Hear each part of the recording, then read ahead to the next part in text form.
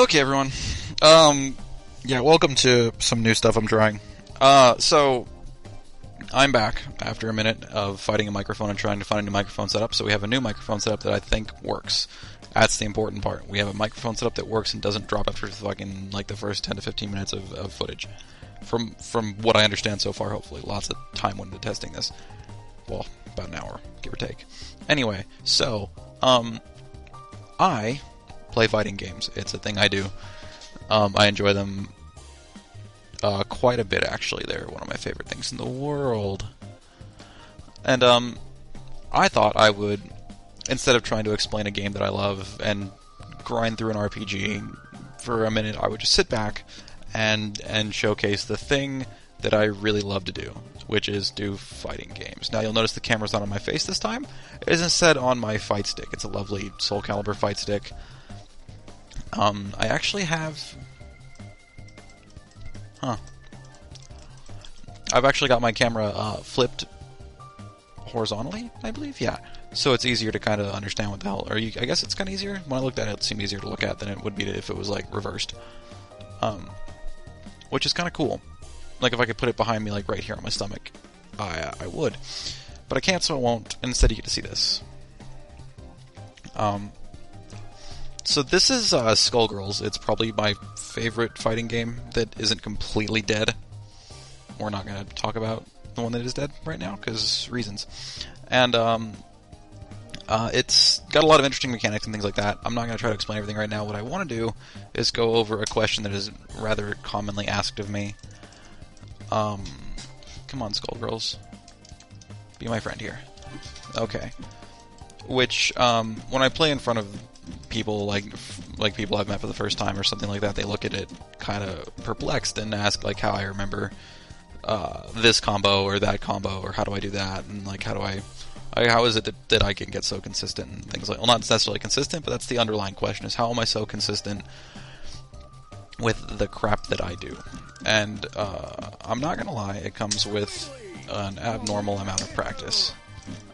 Back when I was much, much, much more heavily into... Oh, I didn't look like a friggin' Dragon Punch at all.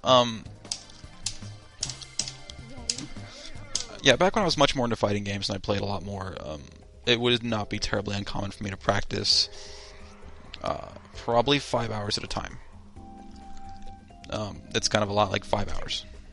5. 1, 2, 3, 4, 5. 1, 2, 3, 4, 5 hours at a time. But you have to ask, like, well, what do you practice? And in certain games, it varies and depends. In Skullgirls, I have a lot of fun doing combos. But my neutral game's not very good because I don't play a lot of people. I'm not a huge fan of just jumping into fighting people, random people sometimes.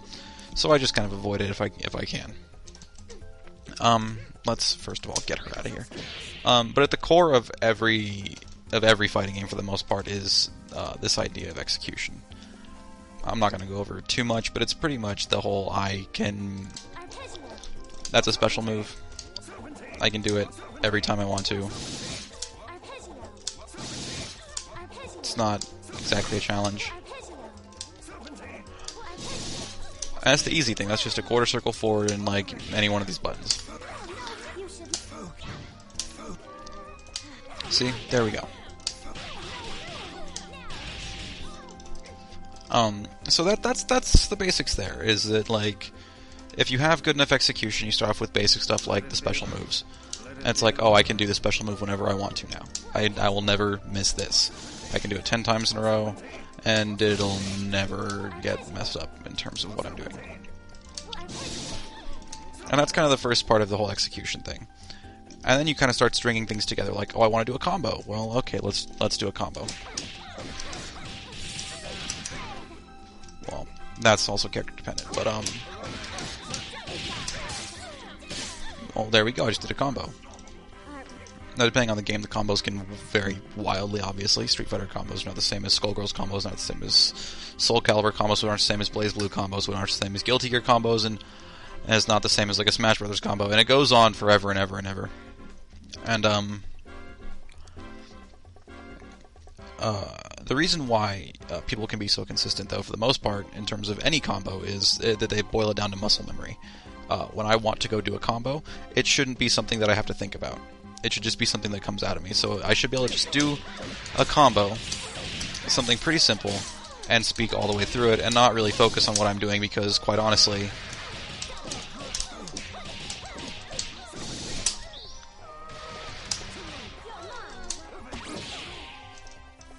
the only part I should be stopping to focus on is the part that's hardest for me, and that's the part I actually have to think about.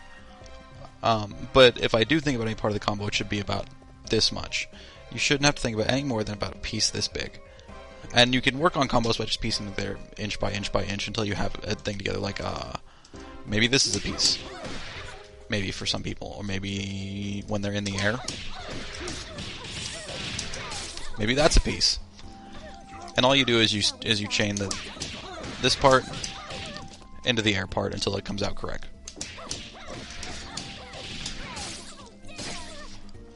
Now then, you can easily break up the combo I'm doing into two parts by looking at it simply by the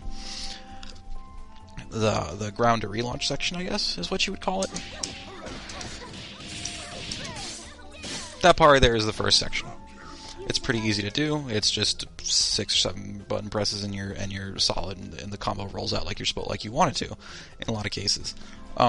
Following it up in the part afterwards is the second piece of the combo, and you can practice that independently, simply by going like, and just doing this part of it. That's actually the really hard part of the combo. Without going into too much detail, there are cancels that I can do with this character, or I can go from a normal move into a special move that I then cancel, and then go back to doing a set of normal moves. There's an easy way to do it and a hard way to do it. I have been intentionally practicing the hard way to do it because it's much more versatile and lets me have a lot more options. Without going too crazy, it's just as simple as if I push any button while she's charging up like that, she cancels out of it. So what you're seeing me do is just what we call like pianoing the keys. Is I'll just kind of piano like that, just 2 keys, and then I'll go back to doing my combo. The easy way to do it is you actually let the charge finish, and then I can just push 2 buttons to do it whenever I want. So it's much easier that way. However, you can't cancel blocked moves, and you can't, like, the move has to actually connect. You can't cancel a block move, which is where it's dangerous to do that. So it makes the comboing aspect easier, but the utility of the move goes away if you try it that way, because you can't do the hard way to get yourself out of trouble and continue pressuring your opponent. I kind of went into a lot of detail there. Oh well, whatever. Screw it. So yeah, the whole point is I would sit in the to get these combos correct, I would sit in a training room for like 5 hours at a time, maybe dedicate an hour and a half, 2 hours, to really nailing down one combo, like making sure I can do it start to finish without having to think about it. And that's really what's happened here. I've kind of found this combo.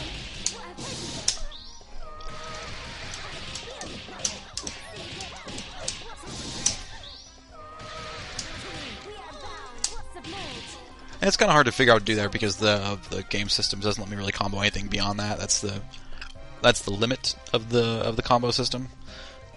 But I can do those combos off the top of my head because I've practiced them for a very long time, making sure I can pull them off whenever I need to, whenever I want to, so that when I do go into that, I can not think so much about the combo, but the situations that follow it, and ways to get back into the combo and what I want to do with my meter based on certain things. It's a very meter-heavy combo because it uses the little song notes 2 times over, which is 2 bars, and you can kind of burn 2 bars to get the damage out if you really want to. You can also just end the combo earlier, which is also a good idea in a lot of cases. But that's, again, specifics, and I'm not trying to dig into that too much.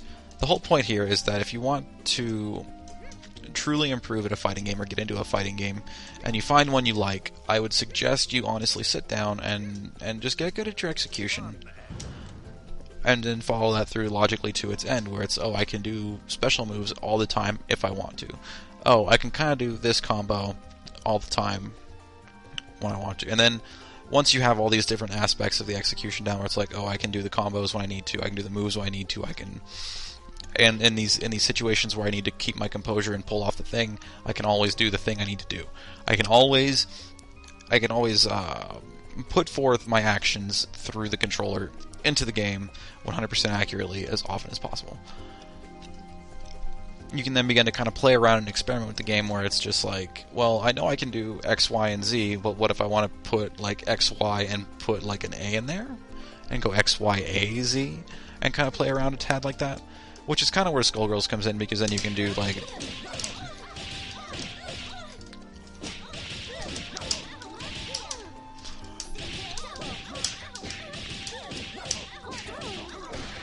And you can kind of just mess around with all the different fun little tools that this character has, where you can work on these stupid long chain combos, which I have done at length before, because it's really fun to just kind of sit there and practice your Saria cancels. Let's burn the charge real quick.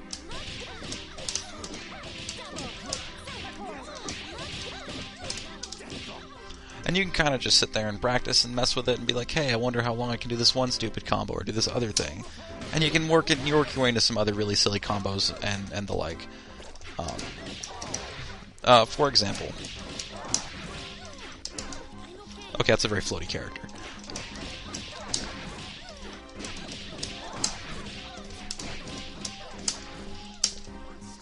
And you can do all kinds of fun, silly stuff. That is not at all the optimal combo for this character. It's just a fun combo for this character that involves loops with the gun and all that fun stuff. It's just a great way to kind of play around. And that's kind of how I know when people find their fighting games, is when they can sit down with it for hours on end and just be creative and have fun and kind of just find the stupid little nuances of it and play around and things like that and do all the really stupid, silly combos.